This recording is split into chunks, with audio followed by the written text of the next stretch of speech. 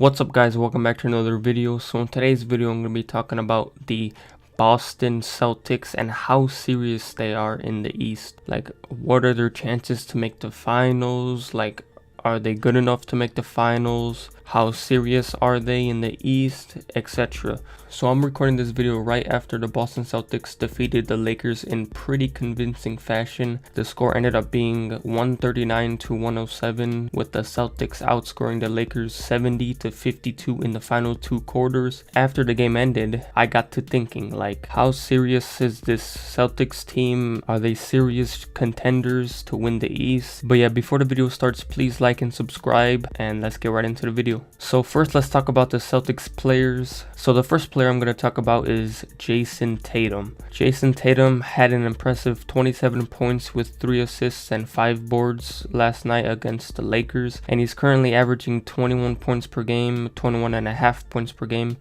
3 assists and 7 rebounds, and he's shooting 43% from the field and 36% from the three-point line on 6.5 attempts per game. And overall, I think Tatum is improving and becoming a star player in this league. He has many ways to put up points on the board, whether it be in the post, driving to the basket, or stretching the floor to the three-point line. His efficiency is still a question mark though, but it looks like he is improving a little bit as the season goes on, such as a couple of games ago against the Pelicans, where he scored 41 points on 16 for 22 shooting from the field and 6 for 9 shooting from the three-point line. You know, Tatum has been a really huge bright spot to this Celtics team. You know, if he keeps on improving and improves his efficiency, he can definitely become, you know, a superstar in this league. The other young player that I wanted to talk about, who is also playing pretty well for the Celtics right now, is Jalen Brown. A lot of people were doubting Jalen Brown before the season started because he got paid a lot of money that people thought he didn't really deserve. But so far this season, he has silenced those people who thought he didn't deserve the money. This season, Jalen Brown has been averaging 20 points per game, 2.5 assists per game, and 7 rebounds per game, to go along with 49% shooting from the field and 39% shooting from the three-point line on 5 attempts per game. He has definitely improved a lot with his game all across the board in almost every stat, and it does look like he's going to be a future star next to Tatum. Against the Lakers, he scored 26 and 4 with 3 steals, and you know, he also dunked on LeBron James, if that matters to you. You know, it was a pretty impressive dunk. And he's also been having many other impressive performances,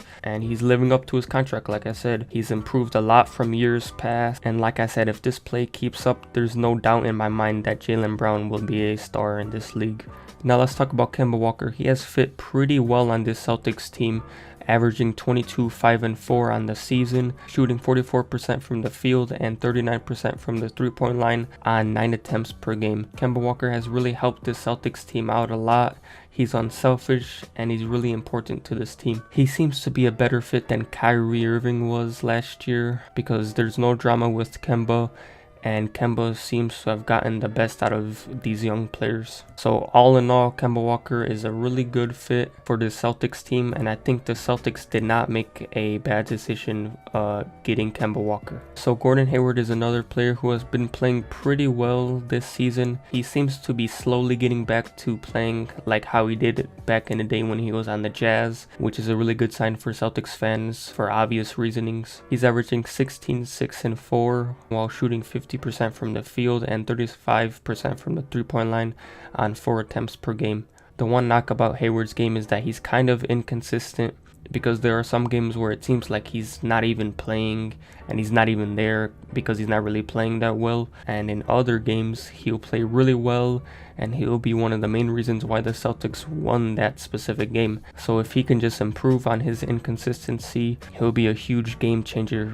in the playoffs for the Celtics. They also have other, you know, pretty important players like Marcus Smart, who's their defensive ace, as he's averaging 1.6 steals per game this season. They also have Enes Kanter, who's a good rebounder, and he can also score some points in the paint. They have Daniel Tice, who's a pretty good player when it comes to contesting shots around the rim, as he's averaging 1.4 blocks per game. Now let's get to the main question of this video, which is, do the Celtics have a legitimate chance to make the finals this year? So the main knock about this team is that there is a lack of bodies in the paint, which is kind of bad because it's pretty important to protect the paint, especially in the East, because, you know, there's players like Ben Simmons, Joel Embiid, Giannis Antetokounmpo, and Pascal Siakam, you know, etc. And all of those players, they get a lot of their points in the paint. So yeah, it's pretty important to have rim protectors, and the Celtics don't really have that much. I mean, they do have Daniel Tice, Grant Williams, and maybe even Taco Fall, who are all pretty decent when it comes to paint protection. But I think you're going to need a little bit more than those players to contain superstars like Giannis and Embiid in the paint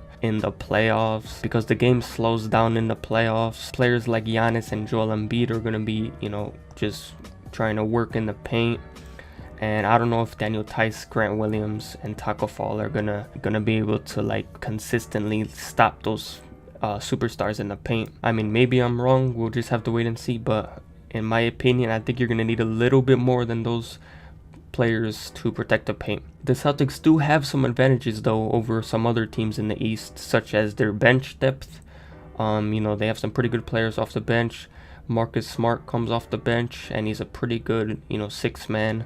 He's pretty good on defense, like I said earlier. And they also have some pretty good star talent on their team. They have Kemba Walker, Jayson Tatum, Jalen Brown, Gordon Hayward, etc. But will that be enough to win the East? I guess we'll just have to wait and see, but they definitely do have a good chance, you know, to win the East. With a combination of their talent and their team chemistry and their bench depth, they're gonna definitely be a tough team to face in the playoffs this year. I'm kind of torn on this question because, you know, there's some pretty good teams in the East. I don't really know who's gonna win the East. I'm just gonna have to wait and see as the regular season pans out. But all I'm saying is, for the rest of the regular season, if everything goes right for the Celtics, they might just be my choice to make it to the finals. But yeah, that's gonna be all for the video. Hopefully you guys enjoyed. Please like, subscribe, comment, and share. Tell me what you thought about this video in the comment section below, and I'll see you next time.